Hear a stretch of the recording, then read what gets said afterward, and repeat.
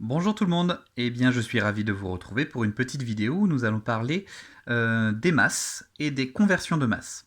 Alors on va bien parler de masse et pas de poids dans un premier temps. Il faut faire la différence entre les deux. Quand on parle en termes scientifiques, en termes mathématiques, on va plutôt parler de masse. Dans la vie de tous les jours, on va plutôt parler de poids, mais voilà, aujourd'hui on parle bien de masse. L'unité que l'on utilise pour le calcul des masses, c'est le gramme, qui est ici, symbolisé par le G. G comme gramme. Donc, si on regarde dans le tableau, 10 fois plus petit que 1 gramme, il y a le décigramme, 100 fois plus petit le centigramme, et 1000 fois plus petit le milligramme. De l'autre côté, 10 fois plus grand qu'un gramme, il y a le décagramme, 100 fois plus grand l'hectogramme, et 1000 fois plus grand le kilogramme, que vous devez connaître également. Vous devez connaître le kilogramme et le gramme. Ici, qui nous intéresse un petit peu moins pour aujourd'hui, il y a le quintal, ça fait 100 kg, et la tonne, ça fait 1000 kg. Voilà. Donc, ce que j'ai fait, moi, c'est que j'ai pris un produit alimentaire, j'ai pris du sel chez moi, et puis j'ai regardé le poids qu'il y avait indiqué sur la boîte. Donc là, vous voyez, c'est marqué 250 grammes. Ce qu'on va faire, c'est qu'on va l'écrire dans le tableau. Hop.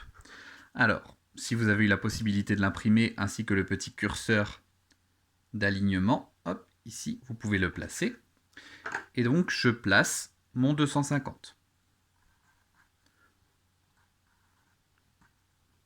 Voilà, j'aligne bien de manière à ce que le dernier chiffre, le chiffre des unités, il soit aligné avec les grammes.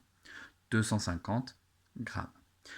Admettons que je veuille le passer en centigrammes. Eh bien, je vais décaler mon curseur jusqu'au centigramme. Hop, voilà. Et je n'ai plus qu'à rajouter les zéros.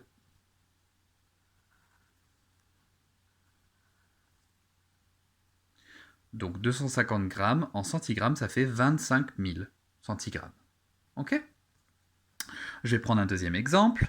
J'ai pris une boîte de ratatouille et je vais regarder le poids de cette ratatouille. On est à 630 grammes. Donc pareil, je vais l'écrire dans mon tableau. Je remets mon curseur sur les grammes et j'écris 630 grammes.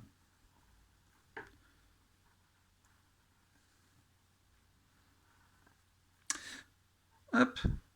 Cette fois-ci, on va dire que j'ai envie de le passer non pas pour aller dans le plus petit, mais on va aller dans le plus grand. Je veux le mettre par exemple en hectogrammes. Ah, je veux savoir combien 630 grammes ça fait en hectogrammes. Je mets mon curseur, hop, ici. Là, vous voyez qu'on est embêté parce que on a un chiffre qui n'est pas un zéro après le curseur. Eh bien, c'est là que je vais devoir mettre une virgule.